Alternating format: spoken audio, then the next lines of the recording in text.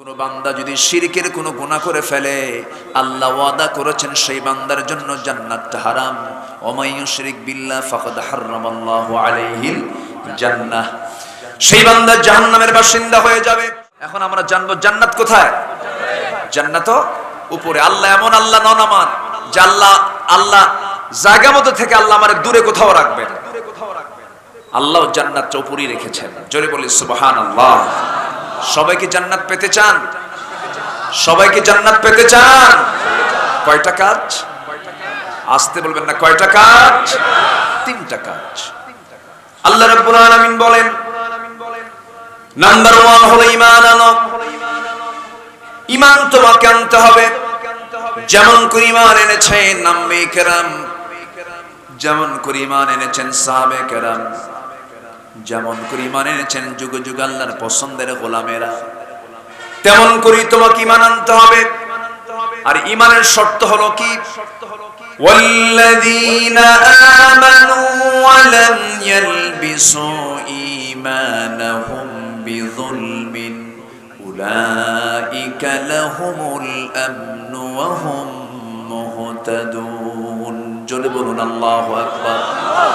ঈমান যারা আনবে, ঈমান আনার পরে এই ঈমানকে যারা জুলুমের দ্বারা, শিরকের দ্বারা যারা আচ্ছাদন করবে না, আবৃত করবে না, ঈমানটাকে ফ্রেশ রাখবে যারা, আল্লাহ বলছেন বান্দা ওই সমস্ত বান্দাগুলোকে আমি নিরাপত্তা দিয়া আমি তাদেরকে জান্নাত দিয়ে দেব।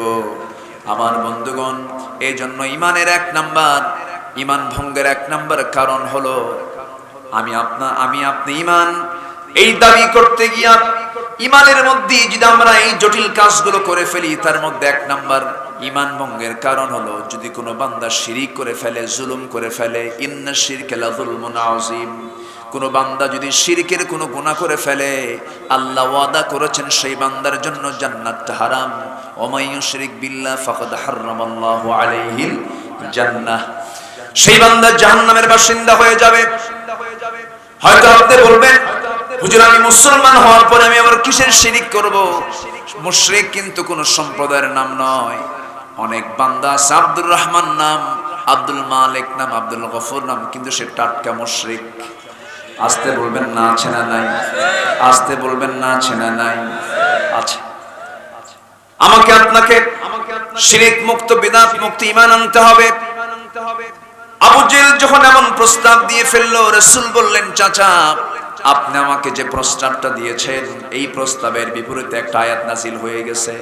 যারা পারেন ঠোঁট মিলিয়ে বলুন, ওয়ালা আনতুম আবিদুনা মা আ'বুদ ওয়ালা আনা আবিদুম মা আবাদতুম ওয়ালা আনতুম আবিদুনা মা আ'বুদ লাকুম দীনুকুম ওয়ালিয়া দীন। জোরে বলুন আল্লাহু আকবার। ও চাচা, তুমি যারা গোলামি করো আমি তার গোলামি করি না। তুমি যারা আইন মানো আমি তার আইন মানি না। তুমি যার গোলামি করো আমি তার গোলামি করি না।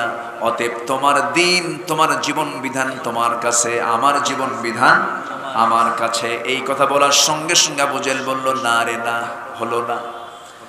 মুহাম্মদ তো অ্যাডজাস্ট করতে চায় না, সমঝোতা করতে চায় না।